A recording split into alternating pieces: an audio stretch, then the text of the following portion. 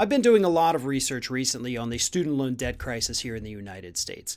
And the reason that I'm having to go through and pull out more numbers and do kind of more, extrapolation of data is because after a segment I did the other day about the need to abolish all student loan debt, I got some emails, some angry people on Twitter saying, whoa there, buddy boy.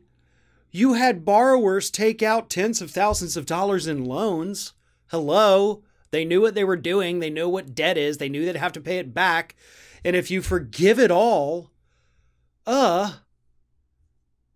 going to screw everything up. They owe the money. They got something in return for it. The college has got the money. Blah, blah, blah, blah, blah, blah. See, that's a dumb argument. It is an argument that people who don't want to actually think about the problem make. Because here's the thing. This is what I found in my research. And that's what I love is the fact that this is not exclusive material that only I have access to. Okay? I'm not the only one who has time to go through and find it either. This is information that's readily available to any American citizen, and including plenty of people overseas, who want to seek it out. That's the problem, though, folks, on the big issues where you need to learn stuff. You have to want to seek it out. Okay, don't just sit there and wait for somebody else, whether it's me or any of these other hosts, to spoon feed it to you. We're here as stepping stones to get you to start thinking about things. You got to take those other steps. I do my best to provide the facts and figures and statistics when I can. Everything I do is based in fact, but come on. Y'all got to do some of the work too. It's rewarding, by the way. But anyway, here is what we have. According to the numbers, since the year 1970, the last 40 years, the cost of college tuition has increased by 3,004%. A 3,000% increase in the cost of college tuition. During that same 40-year period, wages have stagnated here in the United States when adjusted for inflation. Productivity has gone up by 300%. Wages have not gone up. Our buying power today is equal to what it was in 1970, even though prices on everything else has gone up. Or our buying power, is what it was in 1970. So that means as the prices of other things go up, we're not able to afford certain things anymore. Wages have not kept up with inflation.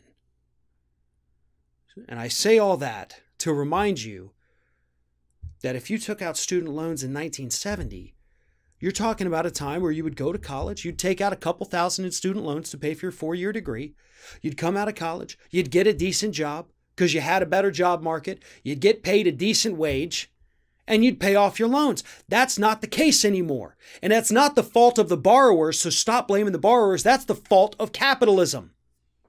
It's not the borrower's fault that they have it drilled into their head from the time they're born that if they want to be successful in life, they have to go to college.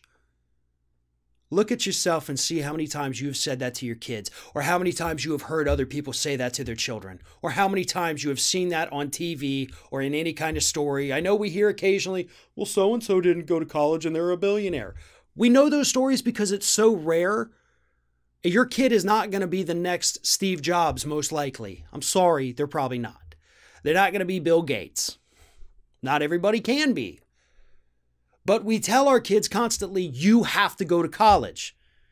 Okay, well, they can't afford it, so they have to take out student loans. But what about scholarships and Pell Grants, you ask? Well, dig a little deeper into that and you'll find out that the amount of those being granted every year is steadily declining every single year. So the opportunity to go to college for free on your own merit is declining. Unless, of course, you can throw a ball really, really well. Then, yeah, you get it. For the average person in the United States today, to be able to go to college and afford it and not have to take out student loans, assuming they didn't get Pell Grants or scholarships, they would have to make $22,000 above the average median income of the United States. $22,000 more than the average income just to afford college at 18 years old, by the way. How many 18-year-olds can do that? I'm going to go ahead and guess 0, right? So stop blaming the borrowers. Instead, how about you blame this capitalistic system we have that's clearly broken? that forces kids to go and do this and take out these loans when they're 18 years old and don't understand what any of these terms mean. The interest rates continue to go up every single year. See, I'm lucky enough. You know what the interest rate is on my federal loans? 1.5%. I have friends who went to the college at the same time. Went to college at the same time. I didn't go for English, obviously.